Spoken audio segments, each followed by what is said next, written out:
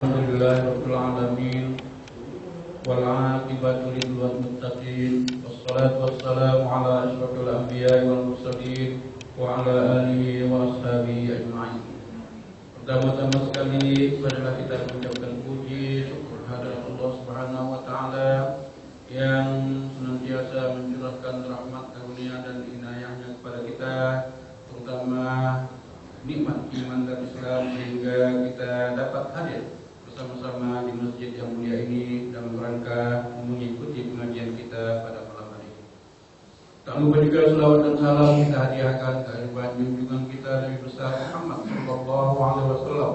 Semoga dengan mengikuti sunnah-sunnahnya dan banyak kita berselawat kepadanya, termasuklah kita golongan yang mendapatkan syafaatnya di kemudian hari nanti.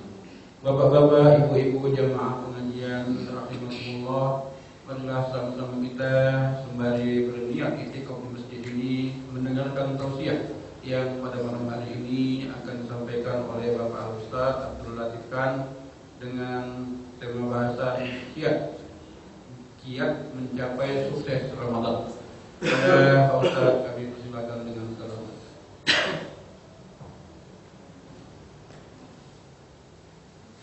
Bismillahirrahmanirrahim. Assalamualaikum warahmatullahi wabarakatuh. Alhamdulillah wassalatu wassalamu ala asyrafil anbiya'i wal mursalin wa ala alihi wa sahbihi ajma'in.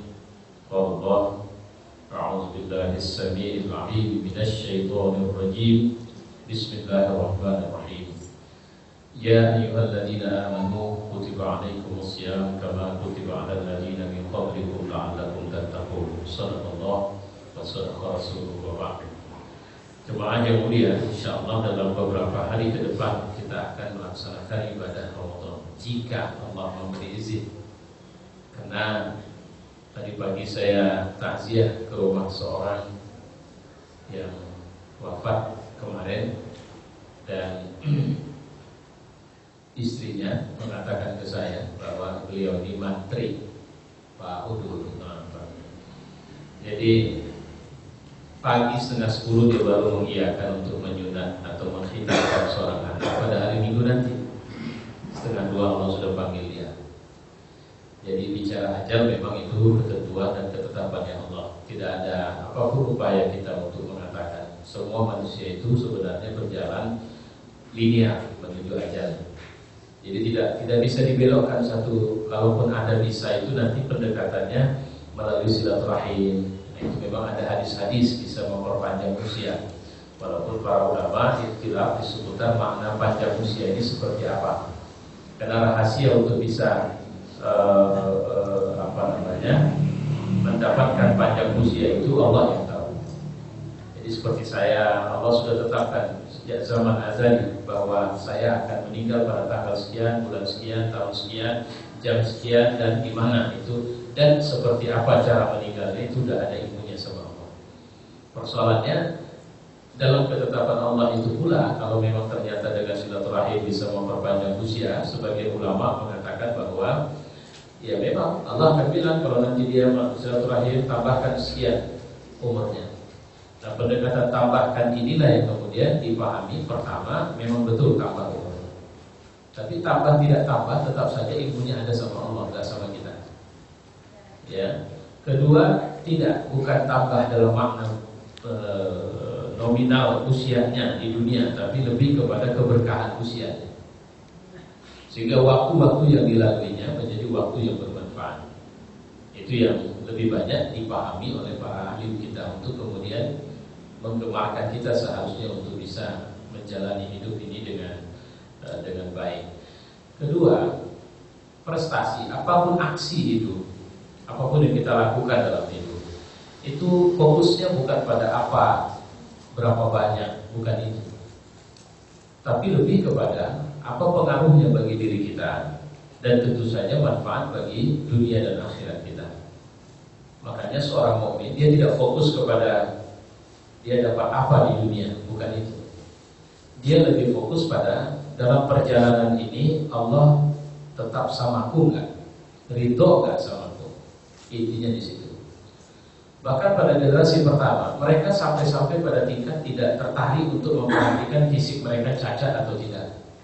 mereka rebutan untuk menunjukkan kualitas iman itu, sampai-sampai yang cacat lupa dia cacat, seperti Abu Al-Jamu. Beliau ini adalah seorang laki-laki yang sudah dikasih dispensasi untuk tidak berangkat perang. Dia protes, datang ke Nabi, apa tidak layak, apa tidak boleh aku syahid dengan kaki cacatku ini ya Rasulullah. Nah itu seorang yang cacat, anak kecil. Nah ini yang menarik ini, ada beberapa sahabat yang masih muda yang menceritakan bagaimana ketika jadi orang mau berangkat perang itu antri gitu. Sampai-sampai anak-anak kecil itu ketika datang ke Nabi, lantas kemudian ya kalau bahasa kita sekarang ukur tinggi. Jadi ukur tinggi dia belum sampai ukurannya. Sampai-sampai aku menjinjitkan kakiku katanya supaya aku bisa diputuskan lulus untuk berangkat perang. Ketika ternyata tidak lulus, dia baru bicara keahlian. Ya Rasul, kenapa dia bisa lulus? Ya, dia lebih besar darimu, umurnya lebih tua darimu. Tapi dalam hal memanah ya Rasul, aku lebih ahli dari dia. Terus Nabi suruh coba tes. Ada yang tes bulat malah, tes bertanding, bergaduh betul di depan Nabi untuk menunjukkan bahwa dia lebih mampu dalam perang. Saya cuma mau sampaikan, begitulah generasi pertama berlomba membangun atau menunjukkan kualitas dirinya. Sekarang ini sulit. Tidak sedikit kita setelah mencapai sedikit kenikmatan dunia, kita kira kita sudah sampai, atau kita kira Allah sudah ridho sama kita.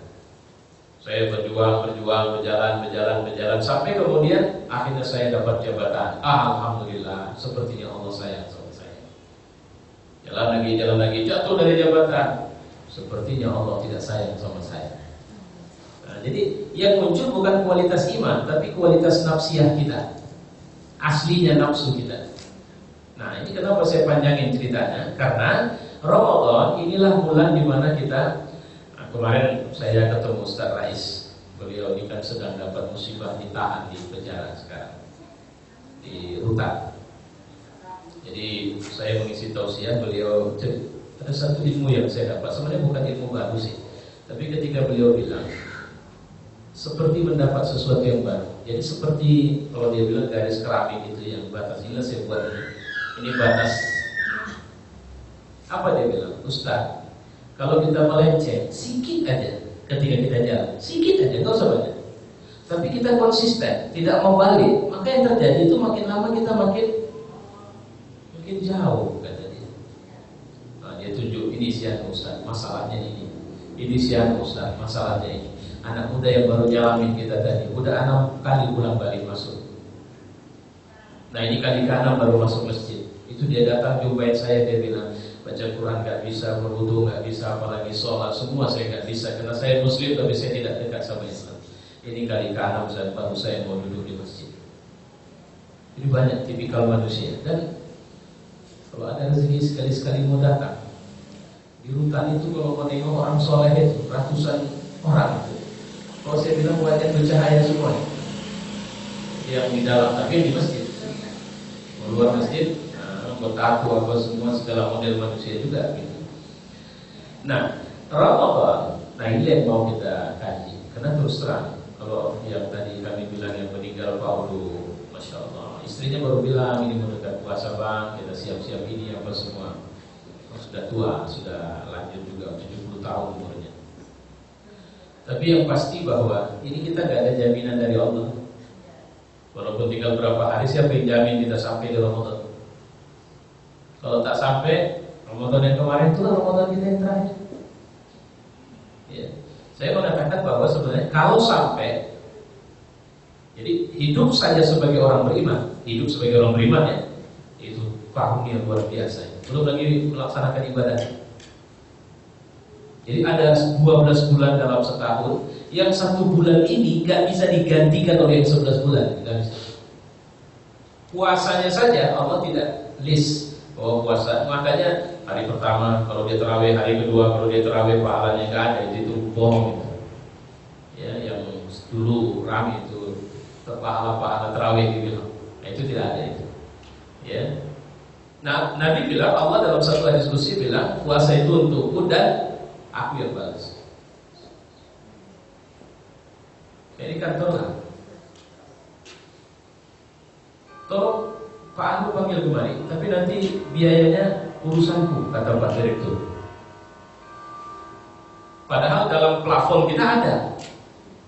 Artinya di plafon sebenarnya kalau dia mengerjakan ini hasilnya. Tapi di direktur bilang apa? Tidak, urusan aku dia nanti. Aku yang menyelesaikan, yang bayar.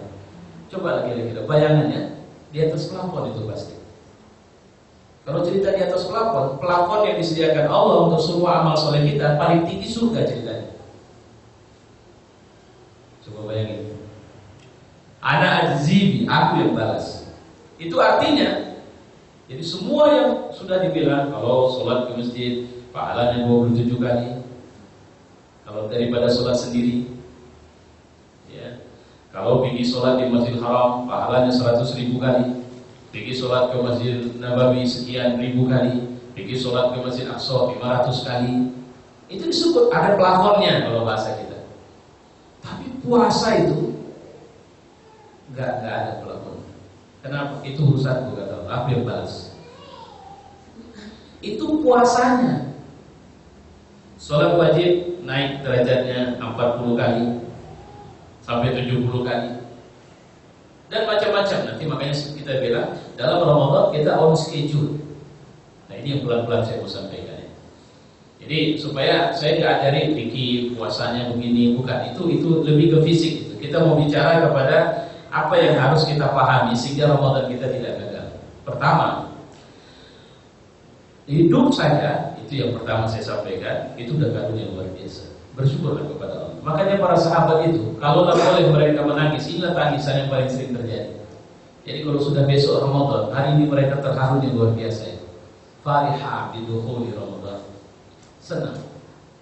Kalau bahasa kasarnya, kemarin juga kayaknya aku belum lulus tes. Ini aku dapat peluang untuk ikut tes lagi. Ya Allah, masih sempat aplikasi lagi.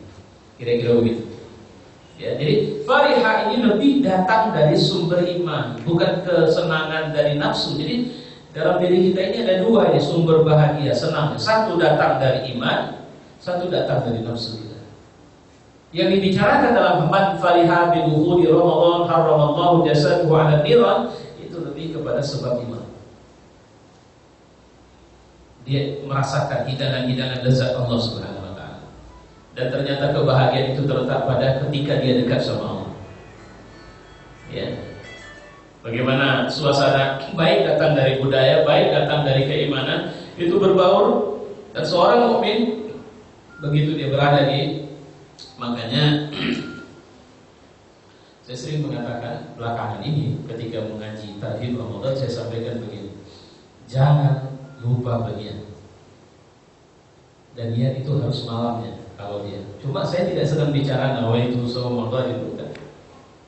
Saya baca 7 kebiasaan efektif bagaimana kita bisa dari kemenangan pribadi menuju kemenangan publik yang ditulis oleh motivator besar Stephen Covey. Apa yang dia bilang ketika bicara kemenangan pribadi? Pertama, tetapkan dulu targetmu di awal kerja. Itu baru orang yang jelas ngapain dia mau ngapain. Jadi jangan masuk Ramadan ini seperti masuk ke sebuah perayaan pasar malam, kita menikmati semuanya dan kemudian habis begitu saja. Kita sudah harus punya target. Jadi niat itu sebenarnya adalah sebuah tekad karena kau sudah tahu apa yang kau inginkan dari pekerjaan ini, sehingga kita fokus. Dengan niat yang benar ini, energi-energi yang semula tidak bergerak itu akan bergerak. Contoh, saya pun sudah terobsesi, cuma saya mau tanya siapa ya, saya tanya Pak Soleh lah, Pak Saleh. Ada rencana hafaz Quran. Sudah dimulai? Sudah. Target berapa lama selesai? Ada target setahun? Belum kan? Kalau gitu Bapak tidak mau melakukannya karena ada sebuah niat di awal. Jadi niat itu include di dalamnya. Aku melakukan ini dan aku berharap dia sudah selesai pada hari. Jadi ketika saya berniat sholat, saya sudah membayangkan sampai salam, Pak. Aku dapat apa nanti dari situ? Ketika aku berdiri, walaupun tak tersebut dalam hati, tapi sekedar cerita menghafaz tadi, aku berniat dalam 2 tahun ke depan aku sudah bisa disebut Al-Hafiz. Kalau Bapak sudah tekadkan, tanamkan itu, bangunkan itu. Saya baca orang yang 120 hari hafal Quran. Jadi saya punya buku judulnya 120 hari hafal Quran. Ternyata dia menyelesaikan hafal Qurannya 117 hari. Dan dia bilang, aku tidak tiap hari menghafal. Terus dia bilang, aku bukan orang yang waktuku banyak. Aku hanya mensiasati waktu pertama setelah subuh setengah jam, setelah zuhur 1 jam. Dan itu tidak setiap hari. Terus dia kasih kiat. Nah, saya membaca buku itu, dia kasih kiat. Tapi setelah saya baca buku itu semua, kata kuncinya bukan apa kiat yang dia bilang di situ, tapi apa yang aku tekadkan di hatiku ini. Ketika saya mengatakan dalam 2 tahun saya akan menghafaz Quran, maka itu saya bilang tadi, energi-energi besar yang selama ini tidak terbuka, dia akan langsung terbuka begitu saja. Ketika saya punya waktu, saya teringat target saya bahwa saya akan dan harus menghafaz Quran. Maka anytime saya akan membawa Quran, saya akan membacanya, saya akan menghafalnya. Padahal kemarin tidak. Atau pengalaman one day one juice. Berapa banyak? Istri saya banyak pengalaman itu mengajak orang-orang, ibu-ibu untuk ikut one day one juice. Awalnya semua bilang apa? Wah, nggak mungkin lah. Kayaknya waktunya nggak cukup, ini, itu, dan sebagainya. Tapi dibilang dikasih penjelasan sampai akhirnya mulai. Apa kata mereka kemudian? Ternyata jangankan 1 juz, kita bisa lebih, 2, 3 kita bisa lakukan per hari. Dan ternyata ada orang yang prestasinya 1 hari bisa 10 juz. Itu sudah dihitung Nabi. Sehingga dalam 3 hari dia sudah khatam Quran. Nah, untuk yang 10 juz per hari sangat tidak mungkin bagi kita yang harus pegang Quran. Kenapa? Karena sebab ketika dia harus 10 juz per hari, itu Quran sudah ada di hatinya, tidak lagi di mushaf. Dia sudah jadi mushaf. Sehingga dengan demikian, ngapain pun dia berjalan dengan terus membaca. Mau nggak seperti itu? Mau. Tahapnya harus mulai dengan menghafal. Dan mau nggak menghafal? Pertanyaannya, apa untungnya saya menghafal? Seorang mukmin dia akan bicara bahwa ternyata kalau aku memegang Quran, Allah akan kirim malaikat untuk ngawani aku. Terus malaikat lihat aku punya penyakit, maka mereka akan bilang sama Allah, bukan tidak mungkin, ya Rabb, dia ada sakitnya. Maka Allah bilang, bantu agar sakit itu bisa sembuh. Dan karena dia membaca Al-Quran. Itu bukan tidak logis, itu sudah dikasih tahu. Sehingga orang yang membaca Quran, makanya tidak ada menu zikir yang paling baik dalam hidup itu kecuali dengan membaca Al-Quran. Jadi kalau ibu sekali saja duduk pegang Quran, maka langsung malaikat sudah bersama. Dan Nabi mengatakan pembaca Al-Quran itu adalah sahabat atau keluarganya Allah. Mau gak jadi keluarga Allah? Masya Allah. Sehingga motivasinya gak usah cerita pahala. Pahala itu masa ada orang kerja pikirannya gaji terus, padahal dia kaya manapun gaji. Ini sekarang pikirannya cemana kok bisa sedekat mungkin kepada Allah. Nah itu tadi di awal Ramadan. Apa setelah kita tahu itu karunia? Kedua, Ramadan ini sering saya bilang ini adalah gladi resik atau studi kelayakan kita layak surga atau tidak. Karena hakikatnya kita warga surga. Allah mau, maka setiap tahun kita di servis betul. Sehingga saya meyakini bahwa di bulan Ramadhan itu kita bisa tahu kita layak surga atau tidak. Karena on schedule Ramadhan itu disiapkan Allah 24 jam, jangan lupa ya. Karena seringkali kita berpikir Ramadhan itu bulan puasa, tapi hanya menahan lapar sama haus, tapi tidak tahan selera. Lapar haus ditahan, tapi selera tidak. Apa maksudnya? Memang sedang lapar, tapi bayangannya nanti buka aku makan. Itu seleranya tetap hidup. Padahal Quran mengatakan wanahan nafsa 'anil hawa, dan menahan nafsunya dari hawa. Hawa itu apa? Selera. Bisa enggak dia dalam Ramadan ini 1 bulan Allah latih kita, dan tidak boleh agenda kita yang kita pakai, tapi agenda Allah. Apa itu? Bisa enggak kita mewujud atau membuktikan kita layak surga di Ramadan ini?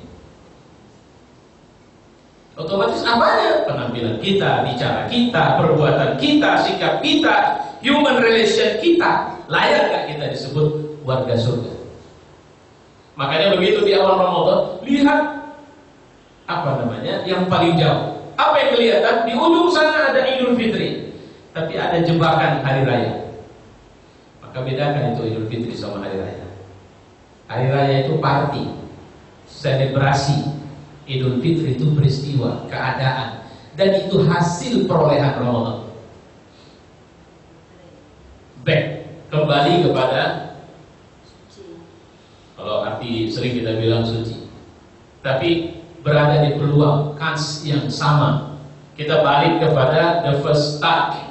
Kemarin kita sudah banyak dinamika, jika tadi melenceng ke kanan, melenceng ke kiri. Nah sekarang Allah balikkan kita pada posisi asli. Dan jangan lupa, ajal kita tidak tahu, dan itu urusan Allah. Jadi apa yang harus kebayang sama kita? Target besar. Sengaja aku puasa, aku berharap Allah kasih Idul Fitri sama aku. Jadi jangan Lailatul Qadar. Bukan saya bilang tidak boleh memburu Lailatul Qadar, tapi kalau berhenti di Lailatul Qadar, kita nanti bisa hilang. Jadi jangan, karena laluan kita itu, kita pasti akan mengalami Lailatul Qadar itu, insya Allah. Kalau memang kita sampai 1 bulan nanti, pasti. Makanya saya orang yang meyakini bahwa semua mukmin di malam itu mendapat nikmat Lailatul Qadar, cuma kadarnya saja yang berbeda-beda. Kadarnya. Jadi Lailatul Qadar itu bonus Ramadan itu. Target Ramadannya apa? Idul Fitri. Kalau target Ramadannya Idul Fitri, maka sebelum masuk Ramadan, check up dulu. Nah, cara check up ini nanti pulang dari sini boleh dibuat. Gak usah pergi ke dokter, sendiri. Jadi kita auto healing, penyembuhan sendiri. Pendekatannya bagaimana? Bisa dulu tenang, bisa pakai buku. Kalau takut nggak usah, nggak apa-apa. Tapi harus berani jujur. Karena siapa yang akan melakukan proses wawancara atau diagnosa terhadap kesehatan kita? Diri kita sendiri. Dan ini kesehatan apa? Kesehatan ruhiyah kita. Apa yang harus kita lakukan? Nah, jangan ada yang tahu. Suami istri tidak boleh tahu. Istri suami tidak boleh tahu. Pokoknya jangan ada yang tahu kecuali Allah. Buat pertanyaan pertama. Apakah aku layak surga sekarang? Kalau aku meninggal hari ini, jujur aja, sejujur-jujurnya. Kalau jawabannya tidak, maka tanya kenapa. Biasanya secara otomatis akan keluar rentetan dosa-dosa itu. Nah, ucapkan satu-satu apa dosanya yang menurut kita sendiri pasti akan membawa kita masuk neraka. Ucapkan satu-satu. Dari moral, dari macam-macam semua. Aku dan istriku, aku dan suamiku, aku orang tuaku, aku anakku, aku ayahku, aku bapakku, aku tetanggaku, aku pegawaiku, aku. Jadi buat irisan aku yang banyak itu. Aku dengan mataku, aku dengan telingaku, aku dengan mulutku, aku dengan tangan, kaki, kemaluan, hati dan semuanya. Coba lihat ada berapa banyak dosa yang di situ. Jawab sendiri, jangan orang lain tahu. Saya yakin kalau Bapak Ibu sudah jawab itu sendiri, pendekatannya kita bisa menangis. Baru tuh lihat terasa beratnya surga. Kenapa? Ternyata setelah kita jujur, kita pun bilang kita belum layak surga. Makanya betul lah, surga itu kena rahmat Allah, bukan urusan kita itu. Nah, kalau kemudian jawaban kenapa sudah dijawab, tanya masih ada peluang kan? Jawab sendiri. Saya yakin jawabannya masih ada. Nah, coba tanya. Karena Nabi bilang begini, istafti nafsak, tanya dirimu. Karena yang paling jujur terhadap dirimu sendiri adalah dirimu. Jadi gak usah pegang Quran. Jauhkan Quran, jauhkan hadis, duduk sendiri, tanya, kau layak surga enggak? Sekarang. Terus tanya lagi, kalau tidak kenapa? Akan keluar, saya bilang tadi, rentetan jawaban. Setelah itu tanya balik, masih mau masuk surga? Masih ada peluang? Terus bagaimana caranya? Kita akan mendapat jawaban paling jernih untuk bisa masuk surga dengan cara yang kita jawab sendiri. Pasti akan jawaban pertama, kau harus bertobat dari dosamu dulu. Perbaiki hubunganmu dengan Tuhan. Orang-orang yang kau zalimi itu jawaban kita itu akan muncul itu. Terus bawa hasil report general check up ini ke madrasah Ramadan. Serahkan sama Allah, minta dia jadi guide kita untuk membersihkan atau menyelesaikan problem yang ternyata kita jelek kali. Atau buat kalau ibarat gambar nanti kalau orang meninggal itu masuk barzah, kabarnya yang pertama sekali kan lukisan dia yang datang itu. Lukisan amal soleh. Kira-kira gambar kita ini gambar bersih, gambar jorok atau bagaimana? Karena nanti kalau dibuka lagi ada nggak keikhlasan? Saya ketemu orang dakwah luar biasa, semuanya dilakukan dengan tulus, tidak ada biaya, tidak pakai duit apa semua, dia selalu berdakwah sampai satu waktu terakhir itu baru lalu saya dapat, sampai saya bilang ternyata memang satu hal yang paling sulit dijaga itu adalah keikhlasan. Ketika dia marah sekali, ya ada satu event dakwah yang dia tidak disertakan dan dengan kalimat kalian anggap apa aku rupanya, saya bilang wow, baru ketahuan dia sekarang. Padahal kalau mau bicara kalian anggap apa rupanya, saya paling punya hak untuk bertanya itu. Kira-kira begitu. Karena posisi yang di strukturalis itu saya lah yang paling tingginya. Kok dia pula yang nerima, kira-kira begitu. Tapi, nah itu tadi tergelincir. Nah ada nggak berapa kadar ikhlas? Ada nggak hasad? Ada nggak ujub? Ada nggak ria? Ada nggak sombong? Sekarang jadi penyakit. Coba tesnya gimana Pak Ustaz? Kalau Quran tergeletak di depan kita, mau baca nggak? Enggak, nyenggol aja enggak. Itu tanda. Pernah nggak nyadarin bahwa ada masalah? Nih Pak, saya mau tanya ke Bapak, mohon maaf saya. Kapan terakhir kali Bapak tahajud? Sebulan yang lalu? Ada? Sebulan yang lalu persis? Kalau saya bilang 2 bulan yang lalu masih mungkin? Enggak, sebulan yang lalu. Bapak tergolong orang yang rajin. Oke, anak muda di sana. Kapan terakhir tahajud? 2 bulan yang lalu. Ada orang tanya 3 bulan yang lalu tidak, 4 bulan yang lalu tidak, 5 bulan yang lalu tidak, 6 bulan yang lalu tidak. Pernah nggak dia menyadari bahwa itu masalah? Bahwa itu penyakit? Bahwa kenapa dia tidak bisa bangun tahajud? Karena dia berpenyakit? Pernah nggak menyadari bahwa itu adalah masalah? Ketika ternyata dalam 1 bulan kita tidak mengkhatam Quran? Pernah nggak menyadari bahwa kita udah kena musibah?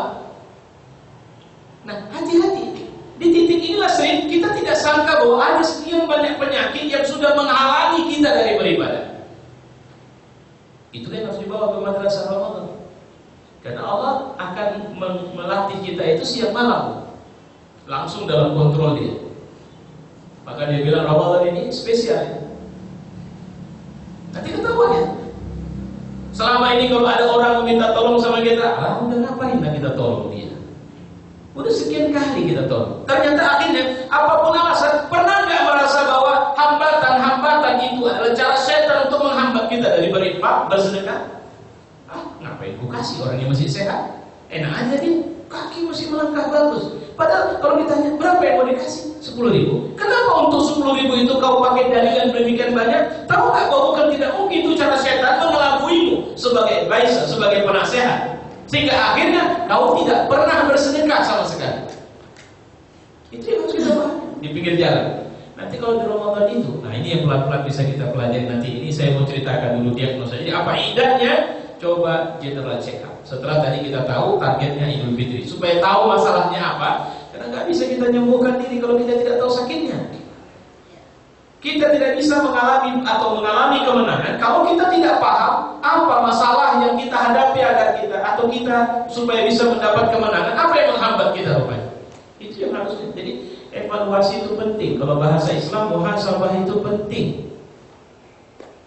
Oke, Ramadan datang. Apa schedule yang dibuat Allah sama kita? Pertama, tidak ada hari tanpa Quran. Itu ternyata ciri penghuni surga. Semua hari ada Quran sama dia. Tunggu ya, saya tidak sedang bicara baca Quran. Ini sampai pada tingkat Quran hidup sama dia. Seorang tidak muslim, nah ini pula banyak orang yang mengerti Quran tapi tidak beriman sama Allah dan Quran. Dia tidak beriman sama Quran, dia tidak beriman sama Allah. Saya suka baca buku seorang si bilang Rabi'ah Adawiyah masa kini. Ya.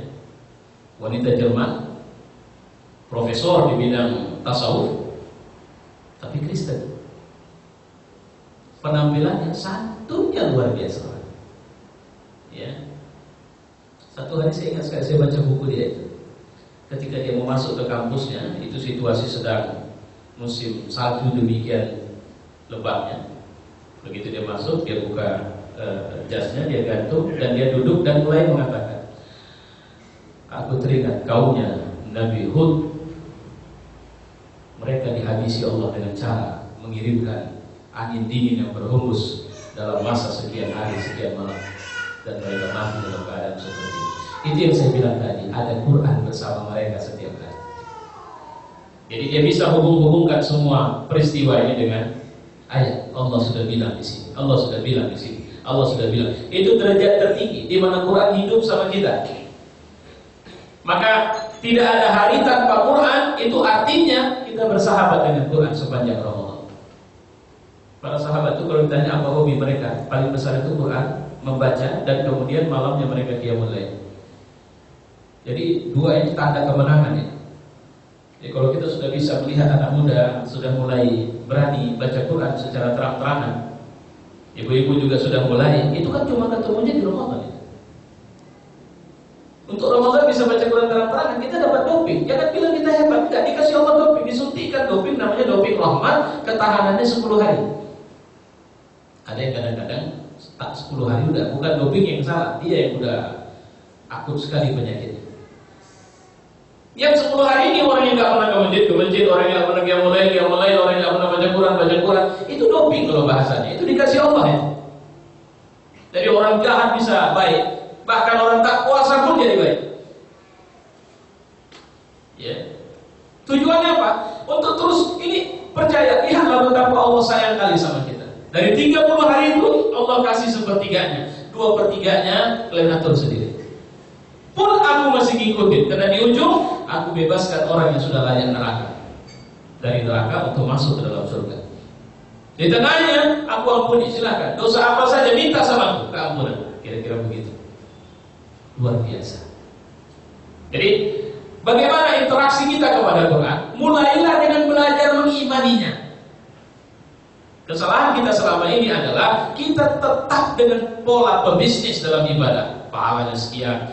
Walaupun Nabi memang bilang, cuma sekarang belajarlah mengimani Quran. Maksudnya apa? Kalau memang beriman kepada Quran, apa derajat beriman itu?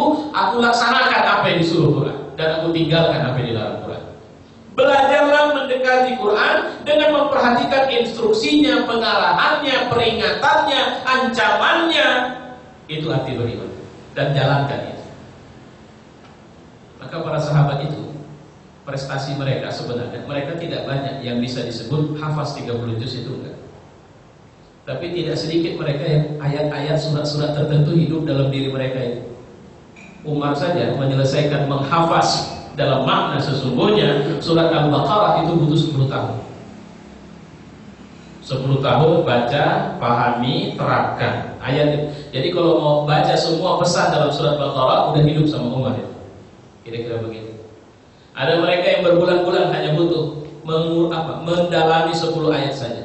Dan biasanya mereka mengambil 10 ayat dan mempelajarinya. Berulang-ulang itu saja yang mereka lakukan. Sampai akhirnya mereka menemukan cara untuk bisa Quran itu hidup dalam aksi atau amal mereka. Itu yang saya maksud tidak ada hari tanpa Quran. Pertama. Kedua, Ramadhan itu adalah bulan di mana kita diminta untuk on schedule. Schedule pertama, tidak ada hari tanpa Quran. Kedua, tidak ada hari tanpa sedekah. Makanya sering saya tidak suka pendekatan banyak orang bicara sedekah ini bicara kaya.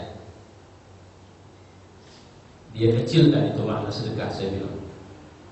Sedekahlah, kau akan makin kaya. Oh, dalam itu nggak usah dibahas itu, kira-kira begitu. Karena cerita kaya pun dunia.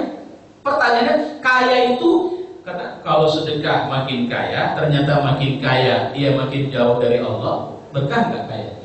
Tidak. Jadi untuk apa kaya? Nabi tidak pernah bicara sedekah kalian nanti kaya kalian. Tak ada itu. Atau cobalah kalau ketemu hadis yang tanya saya salah. Allah bicara aku lipat gandakan dan tidak bangkrut. Bicaranya itu. Artinya kita jangan fokus pada keuntungan dunia. Nabi bilang bersedekah kalian walau dengan sekerat daging. Hindarkan kalian dari api neraka Allah walau dengan seteguk air kalian kasih sama orang. Intinya sedekah itu paling efektif jadi junnah di neraka. Masya Allah. Kesana, hitungannya kesana. Kalau bahasa Ustaz Salim Billah saya baca terakhir, kalau payah kali bawa harta itu sendiri pulang ke akhirat, titipkan sama orang susah, sama lembaga-lembaga dakwah, sama anak yatim, titipkan ke sana. Tolong nanti bawakan ya. Kira-kira begitu. Ya. Nah, yang harus saya ingatkan sekali bahwa sedekah yang diajari Nabi dalam Ramadan itu jangan fokus pada siapa kita kasih, tapi fokus pada diri. Jangan kau tanya ini siapa. Di Masjid Al-Musabih itu, ini entah udah berapa kali saya nyampaikan di beberapa tempat. Saya ketemu seorang kakek tua, orang tua lah, sudah putih semua rambutnya. Jadi kalau berapa kali Jumat saya perhatikan, kalau saya Jumat di situ, saya keluar. Jadi itu kan biasa kalau sudah habis Jumat itu pengemis rame itu. Dari anak-anak sampai orang tua, dari sehat sampai buta. Jadi ini orang tua begitu turun tangga masjid, ini dikejar anak-anak pengemis itu. Dan mereka memanggil dengan kalimat kek, itu saya dengar. Artinya anak-anak ini sudah akrab dengan orang tua itu. Jadi berkerumun, jadi dikerumunin pengemis-pengemis itu dia. Jadi dia dengan senyum. Saya memperhatikan wajah dia. Saya tunggu itu. Saya perhatikan wajah dia, diambil kantongnya. Berapa duit yang dia pegang? 2.000 sekian banyak. Masing-masing mangkok itu 2.000. Semua berapa puluh begitu dapat semua. Sampai pengemis yang tak bergerak dia datangi, dia masuk. Apa yang saya bayangkan? Seandainya dia meninggal, pasti kecarian itu semua anak-anak itu. Pasti kecarian semua pengemis itu. Bukan karena berapa banyak yang dia kasih, tapi karena konsistensi dia memberi. Dan dia tidak peduli. Dan ini yang diajari Nabi di Ramadan itu ini. Jangankan minta, nggak minta saja dikasih Nabi. Kenapa? Nabi sudah ngajari kita untuk membangun karakter manusia yang suka memberi. Kalau sekarang saya lewat di Simpang Aksara, begitu pegang gitar tengok kupingnya entah berapa banyak, ini hidungnya lagi, bibirnya, lidahnya pun itu nengoknya pernah tak mau. Apalagi tatunya lagi. Tapi Ramadan Nabi ngajari untuk beri. Kalau memang kau temukan dia orang jahat, sedikit nasihat, jangan lupa sholat ya. Beri, belajar memberi. Jadi sedekah Ramadan itu bukan bicara tentang manfaat atau berapa banyak orang yang bisa aku datangi, dalam arti kata yang bisa aku kasih siapa ini listnya. Enggak usah pakai list. Kasarnya begitu. Ibu nanti kalau Ramadan masak pembukaan terus ingat, kayaknya pernah saya tengok Ustaz itu senang kali makan ini, antar ke rumah saya. Suka? Apapun dia. Artinya suka nggak suka. Setan itu selama ini nahan kita. Biasanya begini, masak, udah kan Bu, mau ngantar? Iya kalau Ustaz itu suka. Kalau nggak suka, antarnya terasa tak kurang garam, tak betul apa semua. Daripada aku malu, bagus nggak usah. Itu setan itu. Ujungnya nggak jadi, itu aja kan. Target setan jangan bersedekah. Dalilnya boleh datang dari mana-mana. Ini pun bekas sawah, maunya ngasih Ustaz itu tak boleh yang bekas-bekas. Harusnya yang baru masak sendiri ya tak cukup duit, ya ada cuma sisa ini. Ini pun udah awak makan separuh, kan gak enak ngasih orang bekas. Nah itu cara setan menghambat kita itu saya bilang. Ya. Ngapain lah kalau aku kasih? Pasti di rumahnya banyak makanan. Dipastikannya pula itu. Ya. Makanya yang diajari Nabi sama kita, walau seteguk air, coba bayangin deh, walau seteguk air kasih. Tujuannya apa? Kita sedang mengupgrade diri kita untuk punya karakter yang lebih suka memberi. Senang kali rasanya bisa bantu orang. Kalau bantu, senang kali rasanya bisa membahagiakan orang. Karena tipikal orang memberi yang dikasih macam-macam. Ya, dan kita nggak boleh gitu. Aku semoga Allah berkah. Ramadan ini kan hari libur ya. Kalau saya, jadi kita mungkin membuat buka puasa bersama. Yang paling efektif kalau untuk anak-anak susah itu buku. Karena hari libur sekolah, mau masuk sekolah lah habis hari raya. Minimal bukunya udah ada, tasnya udah ada, sepatunya udah ada. Saya nggak tahu kabarnya, pernah saya lihat satu video itu di Malaysia. Katanya sih, wah terharu sekali nih. Anak ini selalu datang terlambat, udah dimarahi juga terlambat, dipukul rotan juga terlambat. Terakhir gurunya penasaran, ada apa dengan anaknya? Kejarnya sebelum jam sekolah ke rumahnya. Begitu nyampe ternyata pada saat jam sekolah itu anak itu sudah berdiri di pinggir jalan, rupanya nunggu adiknya, baju sepatu gantian orang itu rupanya. Dan pesan ibunya, apapun yang dibuat gurumu kepadamu, semarah apapun, kau jangan nangis. Dan jangan jawab kenapa kau terlambat. Sehingga begitu masuk, tangannya terakhir ini yang setelah tengok gurunya itu terlambat dia datang, gurunya udah nyampe. Begitu nyampe, ya kebiasaannya lah dikasihkannya tangan. Tapi apa yang terjadi sama gurunya? Ditariknya tangan itu, dipeluknya anaknya. Maafkan bapak ya nak, selama ini bapak tak tahu keadaan. Baru dia cerita, bapak tadi ke rumah dia, dan dia tidak tahu bapak ke rumah. Ternyata dia punya adik yang masuk pagi. Baju yang dipakainya ini adalah baju yang baru dipakai adiknya. Jangan pikir ini tidak ada di negeri kita, ini banyak. Yang sepatu, memang pakai sepatu tapi jebol sudah. Ya, kalau saya pengalaman itu, celana itu dibuatkan rumah saya dari kelas 1 bisa tahan sampai kelas 3. Jadi hari pertama masuk SMP, ingat kali saya itu SMP, mak kebesaran ini, ya udah biar tahan sampai kelas 3. Kau kan makin besar. Maka celana itu sampailah kelas 3, tapi kantong dalamnya hancur sudah. Hingga celana saya tidak ada lagi kantong dalamnya. Pakai celana itu ibu bukan di jempitan sini, tapi jempitan tali pinggang itu. Kenapa? Kebesaran. Saya pengalaman tuh. Saya pakai celana begitu, mohon maaf ini buka kartu ini. Sampai SMA masih begitu saya. Karena prinsip orang tua di rumah, dan saya cuma 3 tahun saya di SMA, cuma 1 celana itu saja dibelikan. Baju SMP ganti simpul aja 3.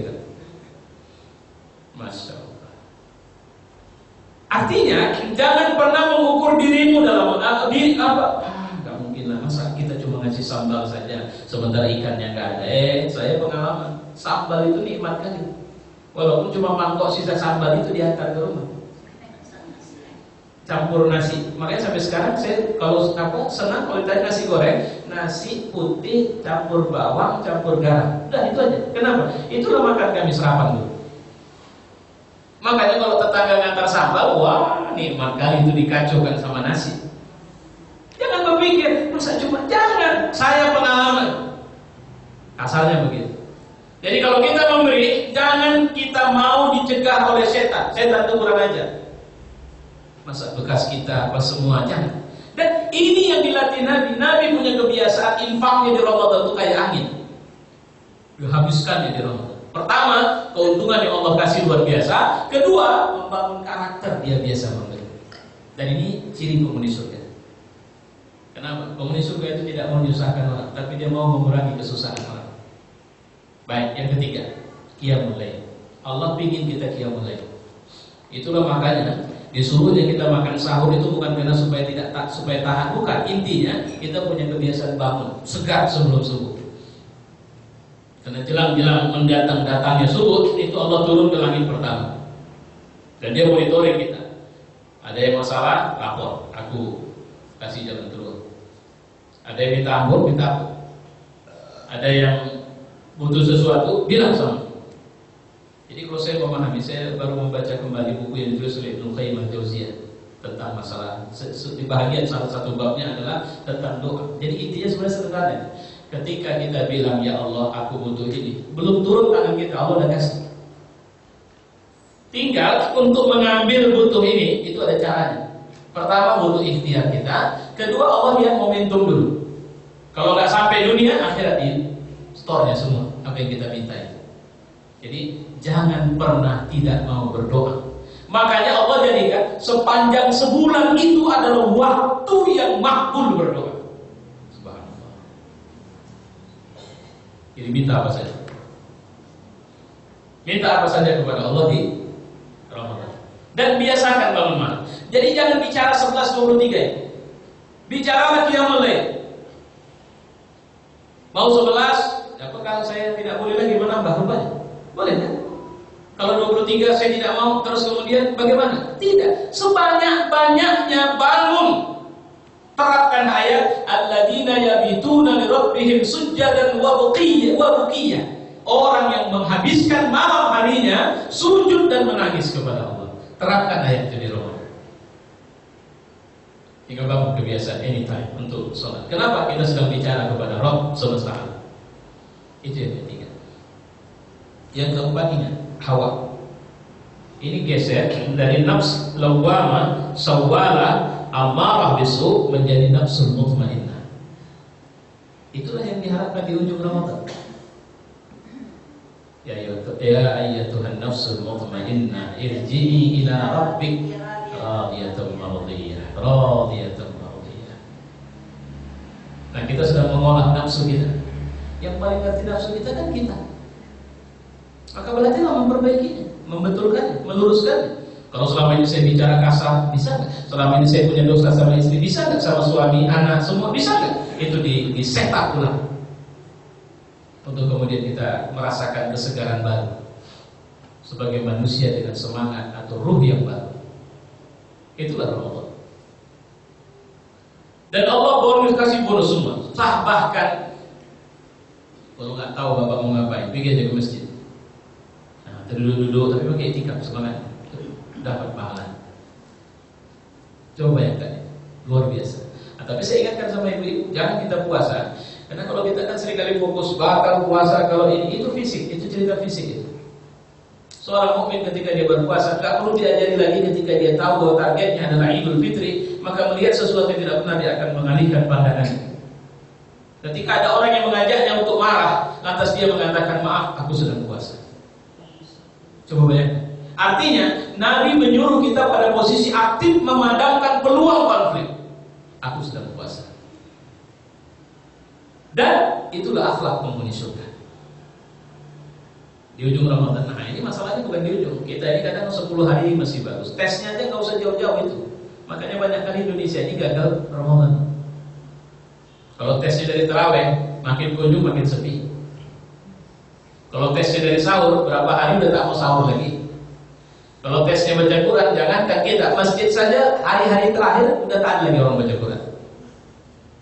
Coba ya. Bagaimana Allah mau kasih kemenangan sama kita? Bagaimana kita mau nuntut surga sama Allah? Dikasih Allah peluang nih. Kau udah jorok kali kau. Nih mandi di dalam Ramadhan. Nih caranya begini. Tidak mau ikut schedule-nya Allah. 10 hari Ramadhan ingatannya hari raya, baju, roti, semua. Kenapa dia tidak berpikir dengan? Makanya Nabi itu di dalam masjid pun pakai kelambu lagi dia. Itu di dalam masjid. Ini masjid, Nabi minta dibuatkan kelambu, ruang khusus dia di dalamnya. Jadi kalau Nabi sudah dalam suasana akhir Ramadan, itu dia masuk ruangan itu udah gak bisa diganggu. Ya, ngapain dia terserah. Dia mau zikir, dia mau sholat, dia mau apa. Jadi kalau dia sudah masuk ke lampunya, udah para sahabat tidak berani dekat. Jadi bukan dari rumah pindah ke masjid. Artinya kalau ada tempat, tapi bukan ke gunung, bukan ke laut. Kalau memang begitu, kenapa tak ke gunung sekalian? Inilah tempat terbaik orang beriman. Makanya di ujung Ramadan gangguan. Nabi sudah prediksi itu kalau begitu. Gangguan untuk Idul Fitri itu besar sekali. Ada gangguan mudik, seakan-akan wajib kali mudik. Jadi kewajiban. Memanglah kelewat anaknya tak pulang. Nah, itu kan jadi budaya. Itu sebenarnya apa? Ada isu mudik atau ada sunnah mudik. Kita direpotkan. Gara-gara repot mudik, kita sudah ribut cari tiket mudik sebelum puasa. Jangankan hari, bukan sebelum hari, sebelum puasa sudah cari tiket. 3 bulan yang lalu sudah habis tiket mudik ke beberapa daerah di Jawa, kereta. Coba bayangkan. Begitulah setan pun akhirnya saling berlomba untuk kemudian menguatkan kemampuan mereka untuk menghancurkan Ramadan kita. Syukur alhamdulillah kalau di Gaza itu enak. Ramadan tahun kapan mereka hampir sebulan diserang-serang.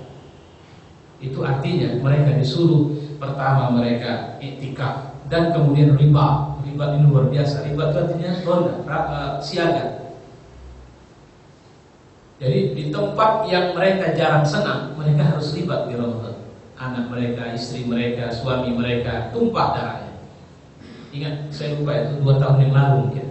Dibombardir habis sampai sebulan, habis hari raya mereka, kehilangan suasana hari raya. Tapi mereka Idul Fitri, bahkan darah syuhada tumpah terus. Indonesia pelan-pelan kita ini dikasih jeratan demi jeratan. Dalam jeratan, sebelum jeratan datang makanan enak apa semua. Bukan tak boleh makan enak, bukan. Tapi semangatnya itu yang harus kita bangun. Wallahu a'lam bishawab. Semoga Allah menjadikan kebaikan untuk kita pada Ramadhan ini dan menjadikan kita orang yang mudah-mudahan panjang usia dan sampai di Ramadhan. Dan kita bisa melakukan aktivitas. Kalaulah ini Ramadhan terakhir nanti sama kita, inilah Ramadhan terbaik dalam hidup kita, dan Ramadhan yang bisa menghapus semua dosa kita dan menetapkan kita menjadi warga surga sejatinya di hadapan Allah Subhanahu wa taala. Assalamualaikum warahmatullahi wabarakatuh. Ya, silakan kalau ada yang mau ditanya.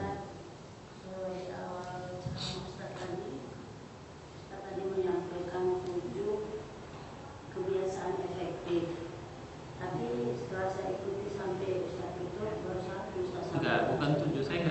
Saya salah tersebut, saya salah sebut saya. Saya cuma bisa kebiasaan Kiat Sukses Ramadhan itu judulnya. Jadi kalau ditanya apa on schedule, saya bilang tadi ada 4. Saya mau bilang pertama, bersahabat, tiada hari tanpa Quran, tiada hari tanpa sedekah, tiada malam tanpa qiyamul lail. Baru kemudian merubah hawa menjadi nafsul mutmainnah. 4 saja. Mungkin maksudnya Stephen Covey tadi, Ustaz. Yang mana? Stephen Covey yang 7 ya. Stephen Covey. Apanya Stephen Covey? Oh, 7 kebiasaan efektif. Iya, betul. Jadi itu bukan menyampaikan itu. Jadi yang pertama dia bilang, dia itu buku motivasi. Pertama, menetapkan target di awal kerja. Saya cuma membahas yang itu, yang satu itu. Yang lain enggak gitu. Jadi target. Jadi ibu kalau ngaji kemari, sekarang begini, ada ibu, misalnya ibu fanatik. Saya tengok kan kemana ada saya, ibu tahu, ibu datang. Pertanyaannya target ibu apa? Kalau kita kan target lillahi ta'ala, tapi itu dikonkretkan. Konkretnya apa ini? Jangan lillahi ta'ala, tapi kita nggak tahu ngapain. Sama kayak sholat. Sholat ini kalau konkret, ya belakangan kita dapat. Sholat ini peluang, ini kans yang Allah buka, ini bukan kewajiban. Kalau kita tahu ini kans yang Allah buka, pasti kita nambah lebih banyak dari yang wajib itu. Gitu. Jadi otomatis kita akan bergegas untuk sholat itu. Jadi semangat gitu. Nah, jadi nggak ada cerita, waduh nggak sempat lagi kena sibuk. Salah, karena sibuk kau harus lebih banyak sholatnya. Kira-kira begitu. Nah, jadi target di awal kerja. Maka tadi saya bilang target kita akhirnya kalau bisa Idul Fitri. Idul Fitri itu bukan hari rayanya, bukan pesta-pesta, bukan perayaannya, tapi kita kembali diri kita ini merasakan seperti anak kecil ini. Apa dia? Ini anak-anak nggak punya dendam ini. Tadi anak-anak saya bermain paku yang kecil, yang nomor 8 sama nomor 9. Lantas kemudian saya kejar, dia masih tertawa.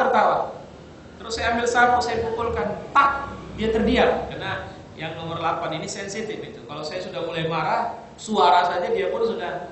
Nah ini tidak saya ambil sapu, dari yang bukan kuat. Saya cuma senggolkan sapu itu, tak, kemudian dia terdiam, berubah wajahnya. Sudah, akhirnya dia merasa sedih dan sebagainya. Saya biarkan. Hanya beberapa sekitar 3 menit kemudian saya keluar. Saya panggil, sini. Ya udah dia datang, nggak ada dendam. Itulah manusia fitrah. Padahal dia merasa sakit hati apa semua. Cobalah dia. Makanya saya punya anak banyak. Kalau sudah begaduh, saya bilang sama istri kadang-kadang capek kita marah orang itu begaduh. Karena habis begaduh, tertawa lagi orang itu bersama. Baru saja, ini baru air mata pun belum habis ini. Tapi sudah cekikikan lagi gitu. Artinya apa? Karena mereka manusia yang tidak menyimpan dendam, dengki dan sebagainya dalam diri mereka. Itulah bersihnya hati anak-anak. Kita harus belajar banyak hari itu. Oke, baik. Ada lagi yang lain? Di dalam Al-Quran di surat Az-Zariyat ayat 56 itu ada disebutkan mama khalaqul jinna wal insa illa liya'budun. Dari pemaparan Ustaz tadi saya melihat tipis sekali perbedaan antara ikhlas dengan riya, Ustaz. Jadi maksud saya bagaimana kita membedakan ini perbuatan riya. Kita mau sambil orang kita aku ikhlas nggak ya, ini riya nggak ya? Maksudnya sekarang ibu ngelihat orang ini ikhlas diri sendiri. Diri sendiri. Apakah aku ikhlas atau tidak ya? Iya. Bagaimana, karena saya lihat tuh setipis kulit bawang Iya. antara ria dan ikhlas. Baik. Assalamualaikum. Assalamualaikum warahmatullahi wabarakatuh. Dulu Nabi pernah ditanya seorang sahabat tentang masalah ini. Ya Rasulullah, aku beramal itu lillahi ta'ala, tapi kemudian ada orang melihat dan memujiku, dan kemudian aku senang. Oh, ini luar biasa Ustaz ceramah. Belum pernah saya dengar Ustaz yang ceramah seperti itu. Ya. Nah terus kemudian aku senang. Nah, apakah aku tidak ikhlas lagi ya Rasul? Kata Nabi, enggak. Kau ikhlas dan pujian itu bonus untuk. Kecuali tidak bonus tapi merusak. Begitu udah tolak, alhamdulillah. Tapi kemudian saya pikirkan, memang benar lah. Beda saya ceramah sama yang lainnya. Nah, itu dari situ ya, itu baru masalah. Apa penyakitnya? Ujub. Kenapa? Sudah mulai merasa hebat pula dia. Hati-hati. Nah, itu yang paling payah dihadapinya. Ya. Jadi kalau cuma bab dipuji orang, itu masih bisa dengan membantahnya dengan alhamdulillah, segala puji milik Allah. Bisa dibantah dengan itu. Tapi kalau kemudian setan mulai ingatkan pujian itu, dan kemudian apalagi misalnya saya menganggap, kan sering dibilang sekarang banyak penyakit sosial media ini, ustaz kondang, ustaz ini, ustaz, nah itu penyakit itu. Apalagi pakai foto ditaruh di mana-mana, wah udah mulai. Apalagi jumpa di mana, oh ustaz yang ceramah ya. Nah itu dia. Nah ini gangguan yang bisa membuat ambruknya keikhlasan. Ambruk. Nah, cuma itu masih itu. Maka bagaimana cara kita belajar ikhlas? Seperti kita sama anak kita. Ih, Umi, cantik kali hari ini kata Sian. Kita nengok. Tengok lihat, manis sekali nih liriknya Umi ini. Udah kau bilang saja mau apa. Nah, kan kira-kira begitu kan? Pujian itu tidak mengganggu karena dia anak. Jadi posisinya seperti itu. Belajarlah ikhlas bagaimana cara kita bersama anak. Lihatlah bagaimana seorang tua yang ketika anaknya sedih, anaknya sedang ada masalah, dia juga tidak tenang. Ya. Saya ingat teman saya di kampung, adik saya yang laki-laki paling kecil itu sudah anak muda, sudah tamat S1, sudah S2, gitu. Sakit perutnya, geger kami semua, disuruh kumpul. Jadi ketika saya tengok, ini penyakitnya sama, sebab udah berikan obat ini, saya bilang. Terakhir, kenapa si orang tua ini tidak tenang? Ini anak dia paling kecil. Saya pikir-pikir memang layak dia sayang berlebih sama anaknya. Cuma memang berlebih kali buat kita jadi repot, gitu kan? Karena si adik udah aku bilang ya bang sama mama, nggak perlu lagi dibilang-bilang, orang aku biasa aja yang kayak gini. Memang dia terkapar. Nah, cuma itu penyakit tidak masuk penyakit luar biasa. Tapi dia dari kampung telepon, udah kau tengok itu, udah membawa dia ke rumah sakit. Kumpullah semua. Cemana kita bawa ke rumah sakit? Kata kakak-kakak saya bilang, enggak, aku biasa penyakit yang sama ini. Udah, belikan saja obatnya ini. Selesai dia sehat. Apa yang terjadi? Ketulusan orang tua. Anaknya sakit dia tidak bisa makan, dia tidak bisa tidur, walaupun sakitnya kecil. Nah, ria itu kan butuh ada orang, butuh dipuji banyak orang. Tapi yang paling sulit dihadapi oleh seorang yang, karena kelas orang-orang alim, orang-orang yang berilmu, itu penyakit paling banyak itu lebih ke ujub. Kalau saya lihat itu, merasa hebat, takjub dengan dirinya sendiri. Mulailah orang cium tangan, wah udah mulai cium tangan, ya kalau gitu sudah sepuh lah. Ada orang yang, apalagi pada saya sekarang ada penyakit baru itu, asal di mana saya datang ada yang minta foto. Ya, saya melihat itu hal baru sama saya. Ya, Ustaz izin, yang saya terima bukan anak-anak, orang-orang tua juga. Ya. Jadi minta foto. Begitu berfoto, bangga betul rasanya kalau ya Allah malam. Dan itu bisa merusak saya. Nah kalau sini saya alamatkan ke saya lah, bisa merusak. Kenapa? Merasa hebat. Jadi penyakitnya bukan butuh dipuji orang, karena orang sudah muji-muji memang. Tapi penyakitnya merasa hebat, merasa dia sudah sampai pada maqam tertinggi. Nah itu penyakit. Hancur. Coba bayangkan. Itu makanya Nabi bilang ada orang jadi ulama, satu seumur hidup kerjaannya jadi ulama, Pagi, siang, malam mengajar, menulis, ibadah terus saja, tapi akhir neraka kau tahu. Coba bayangkan, di mana rusak? Ikhlasnya rusak. Allah tak kasih surga. Tentu dapat semua. Kemarin gue dipanggil ceramah, begitu ditanya, "Cuman Ustaz?" Ya, jadi ada yang nanya sama saya kan, "Berapa apa yang bisa kami kasih untuk Ustaz sebagai hadiahnya?" Entah berapa kali dia SMS saya. Terakhir saya bilang, "Kau umrohkan saja." Baru dia gitu ketawa. Kenapa? Karena udah capek. Apa yang mau dibilang lagi? Saya diamkan, dia tidak peduli. Nah, itu tahu. Saya memahami itu jebakan baru yang dibuat setan untuk saya. Bukan udah dikenal banyak orang, masa tarik kau masih harusnya. Makanya kemarin saya dengar ada Ustaz tawar-menawar. Berapa Ustaz? 45. Bisa kurang Ustaz? Enggak bisa. 40 Ustaz? Enggak bisa. Enggak bisa, udah pas itu harganya. Dia mau jual apa? Ada yang lebih lagi dari itu. Astagfirullahaladzim. Itu ada teman saya cerita, dia IO, dia ceritain. Tapi rata-rata dari Jakarta, kalau dari Medan bisa dikeroyok orang. Ya, Jakarta itu karena dia sudah pakai manajer, udah asisten begitu. Ya, walaupun saya dapat ini, kalau ini masih bagus Ustaz, ini masih bagus, dia nggak pasang tarif ini, si anu.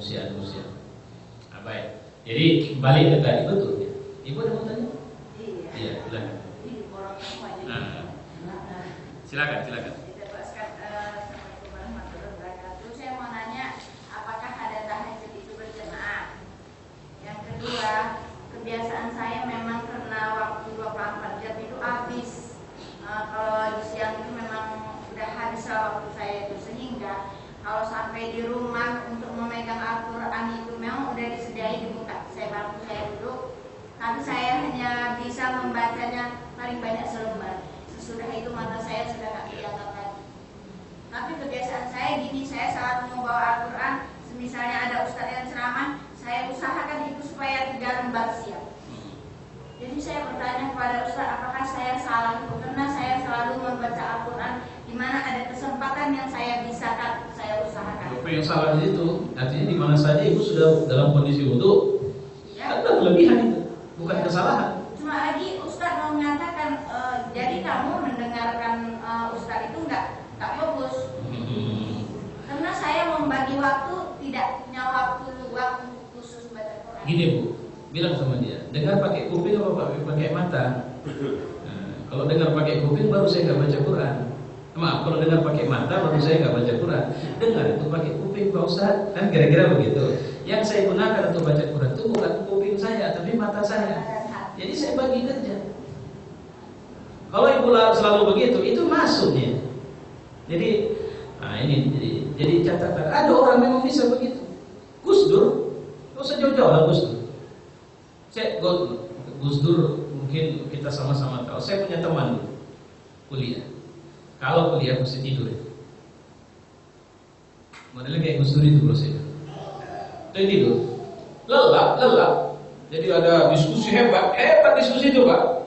Sudah siap nanti lagi dari sebelah sana ya bangun langsung cerita. Dan dia bisa mengulas semua. Memang luar biasa cerdas itu. Ya, sama saya cuma semester 1, kemudian dia ikut program tahfiz Quran. Nah, terus dia gak kuliah lagi waktu itu. Tapi saya terpesona betul dia itu. Kenapa? Nyandar tidurnya, betul-betul tidur. Kami lihat menang tidur benar. Tapi begitu saya bantah, langsung dia bisa bantah yang ulasan sianu, kupingnya. Mungkin dia nggak tidur, saya nggak tahu. Tapi yang pasti secara fisik ketengok tidur itu saja lah. Iya Pak? Itulah coba. Nah, tapi begitu nyambung. Jadi bisa bekerja dua-dua, kuping dan mata kerja. Ada bukan kuping mata, tapi hati hidup. Itu yang pernah saya ceritakan, pernah saya tampilkan mungkin. Seorang ulama dari Mesir menceritakan tentang seorang yang hafaz Quran ketika di operasi besar. Suntik tidak sadarkan diri. Tapi sepanjang dari disuntik sampai selesai, mulutnya terus membaca Al-Quran. Itu disaksikan dokter dan perawat, tidak putus baca Quran.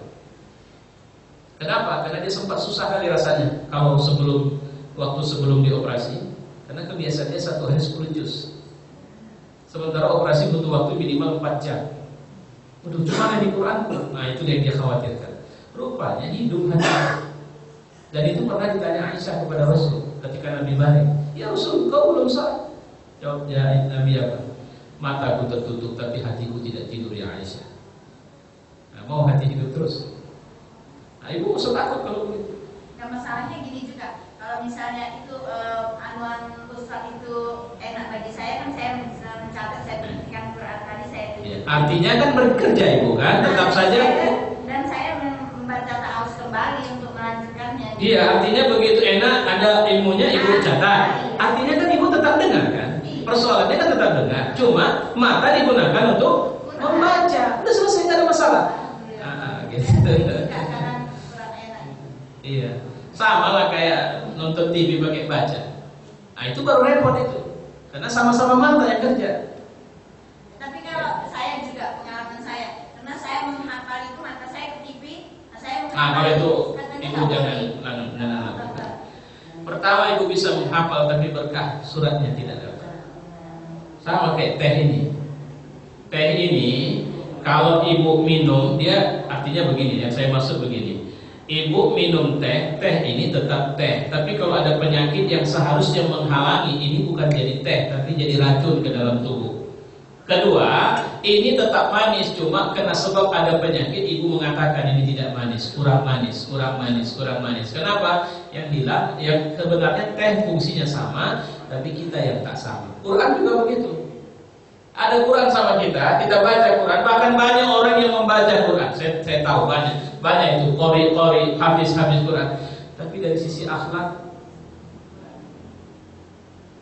masih kita banyak istighfar dulu lah. Gitu. Kalau di Medan ini saya satu duanya yang saya melihat, wah ini baru benar ini Pak Qori atau Pak Hafiz itu. Ya, karena intinya bukan pada bagaimana dia membaca. Hati-hati, apa sebab tidak berkahnya itu? Salah satunya itu jangan nyambil. Quran ini prime time kalau bisa. Kayak Umar bin Abdul Aziz, rapat skors. Kenapa? Kurasa aku nggak punya waktu untuk baca Quran kalau berteruskan. Jadi saya minta waktu setengah jam, saya menyelesaikan bacaan Quran saya hari ini. Untuk presiden. Ya. Jadi sama dia, Quran itu menu harian. Kayak makan tidak bisa tidak makan, dia wajib makan. Maka kesibukannya dia berhenti sebentar. Dia baca Quran. Coba lihat kawan sahabat Nabi yang waktu malam perang Khandaq paling utama. Itu kan jaga di pos itu di atas. Sambil jaga, kawan tidur, kok tidur dia? Oke. Kesibukan mereka yang menjaga ketika situasi aman, tilawah atau sholat. Makanya ada yang ketika dia jaga sholat, dia dipanah itu. Dan dia tidak bangunkan kawan. Begitu siap, assalamualaikum, baru dia bangunkan kawan. Udah berdarah semua. Apa ditanya? Kenapa tidak kau bangunkan dari tadi? Aku sedang sholat. Dan tidak mungkin kurasa untuk membatalkan sholat. Coba bayangkan. Jadi lebih nikmat, merasakan nikmatnya sholat, sehingga darah itu tidak menakutkan atau tidak menyakitkan. Pertanyaannya, terasa sakit nggak? Gimana ya? Kalau dibilang sakit, dia tetap aja sakit itu. Tapi ketika ibu sakit ingin nonton lawak atau satu acara TV yang enak, makanya ada pernah ditanya, aromat syahid itu katanya tidak merasakan sakit, apa benar itu? Mana dalilnya dalam Quran? Mana dalilnya? Bisa jawab? Orang yang mati syahid itu katanya sakitnya nggak dirasakannya. Ketemu nggak dalilnya dalam Quran? Ada Pak. Palak kali Zulaikha sama ibu-ibu pejabat di Kairo itu. Karena difitnah dia dibilang atau diributin, masa dia naksir sama anaknya sendiri, kelewat itu Zulaikha itu. Saya kumpulkan ya ibu-ibu itu. Sudah, kasihnya buah, kasihnya pisau. Dan Yusuf, nanti waktu orang itu mulai makan, kau lewat, kawan, kau lewat di situ. Lewat Yusuf. Apa yang terjadi? Mereka sampai bilang ini bukan manusia, tapi ini malaikat. Sampai mereka tidak sadar, mereka sudah mengiris-iris tangan mereka sendiri. Setelah berlalu, apa kata Zulaikha? Kalian baru berapa detik nih dia? Udah habis jari kalian potong.